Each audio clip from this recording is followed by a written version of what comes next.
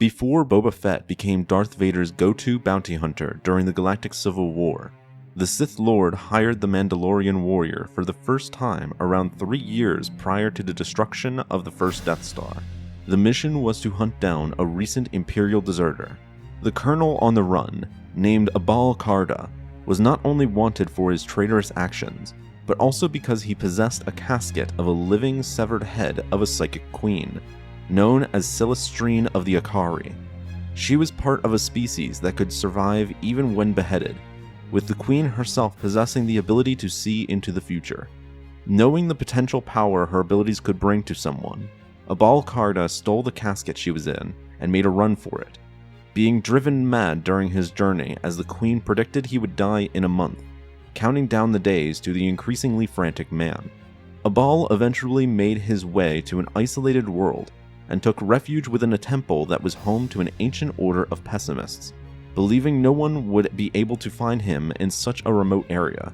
While his hideout was beyond the scope of Vader's own agents, it was only a matter of time until the renowned Boba Fett would track him down. Although the Sith Lord was confident in the bounty hunter's abilities of finding the Imperial deserter, he did not trust him, so he went on to hire assassins to eliminate Boba once he tracked down Abal and got a hold of the casket. Boba was able to figure out Vader's betrayal quickly, however, taking out the assassins hired after him with ease, leaving the Sith Lord to kill the bounty hunter personally once the time was right. That time came when Boba finally discovered Abal's hideout within the Pessimist's temple, fighting his way through the pilgrims defending their guest, and then ultimately taking out the deserter by knocking him into a pit of lava below. When Boba opened the casket, he discovered it wasn't filled with valuable treasure as he initially believed, but the head of a psychic queen.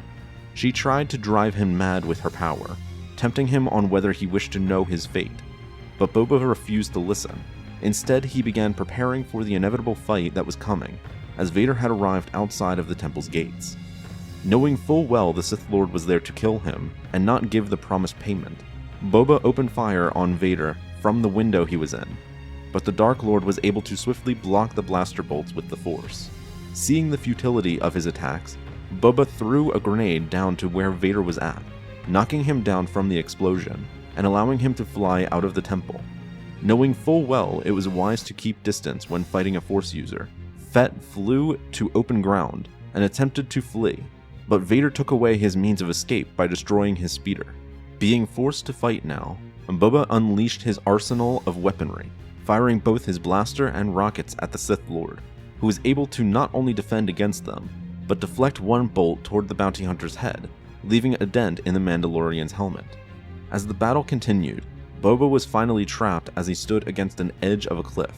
Not wishing to lose the casket Fett was holding, Vader attempted to force his submission by using the dark side, but Boba was able to briefly resist enough to fall back toward the lava river behind him.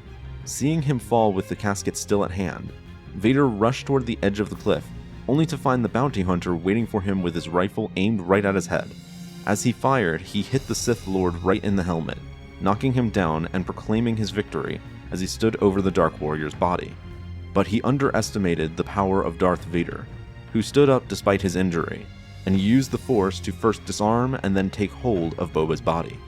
While the bounty hunter struggled to free himself from the invisible chains that began to crush him, Vader told the man how he had earned his respect, and that a swift death was his reward for impressing him. However, Boba was able to move just enough to kick the casket below him off the cliff, forcing Vader to let him go and chase after it.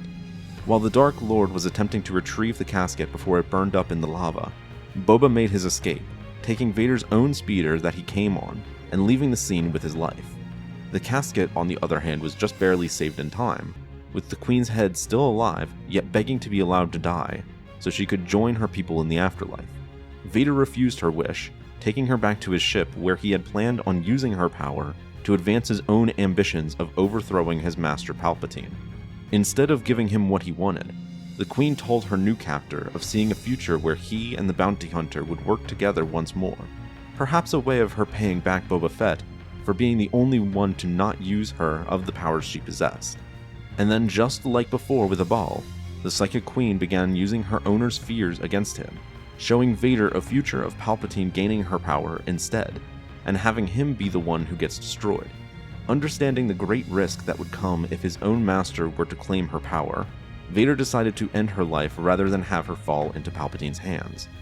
Back on the Slave One, Boba was recollecting his thoughts on his fight with the Empire's greatest warrior. He thought of how, for a moment, when Vader was distracted in retrieving the casket from its fall, that he could have killed the Dark Lord, but decided not to. For one, he didn't wish to have the fury of the entire Empire come after him, but also because he understood that a time would come when Vader would realize his talents and call upon him again for another job.